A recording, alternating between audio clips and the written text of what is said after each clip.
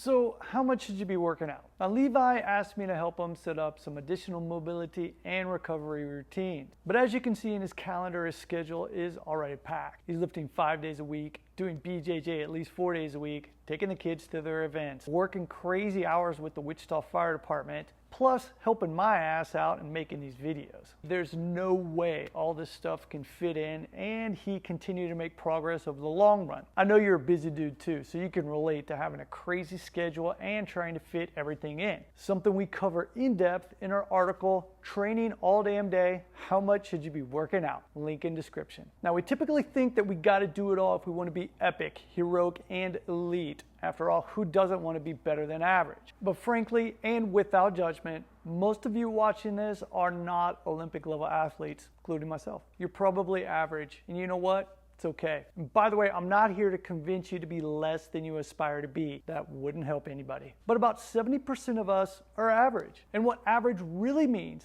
is that you're not too bad at a lot of things, pretty damn good at some stuff, and pretty crappy in a few. And you'll likely not be the best, but you can be better. And the way to get better year after year is to find that sweet spot that allows you to be consistent with your training. Now, coming back to Levi's schedule, if he keeps going like this and continuing to add more to his plate, something has got to give. And usually it's your body that ends up breaking in the end. Something that Levi and you can't afford to let happen. So here's the big question. How much time can you realistically devote to training? And not just today or for a few weeks, but over months and years. That's because the long run is what counts. Prioritizing your time and energy on what's most important to you is the first step. And for Levi, getting his purple belt in BJJ is really important to him right now. So that means scheduling his workouts around his BJJ practice. So rather than lifting so many days a week, he could look at hitting the weights only 3 days a week. Now he's still gonna get in that strength training and that sweet pump that he craves. But doing it this way will allow him more time to focus on mobility and some extra recovery. And since he never knows if he's going to get adequate sleep at work, being a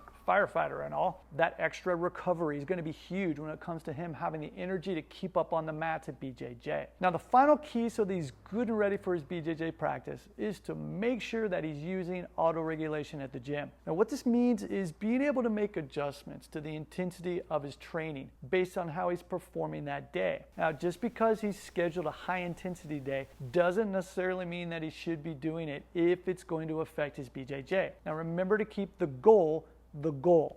Check out our article on autoregulation and how it can help you avoid burnout too. Ultimately, it's not about restricting your potential. It's about making you smarter about what needs to be done and what can be done with the amount of time you do have. And in this case, rather than adding a bunch of stuff, we're able to find a simple solution that helps solve the major issue, getting in more mobility and recovery for BJJ. By cutting out 2 days of lifting, it's allowed Levi that extra time for those two extremely important things that'll give him the biggest bang for his bucks on the BJJ mats. Instead of trying to do an insane amount of work, focus on doing the right things that make the biggest difference for you. The important thing is to choose your personal passion and put in as much effort as is reasonably possible for your situation. Persist and keep moving as best as you can. That's where you're going to find your happiness, and that's not average by any definition. Let me know what your passion is in the comments and what you're doing to help keep you going.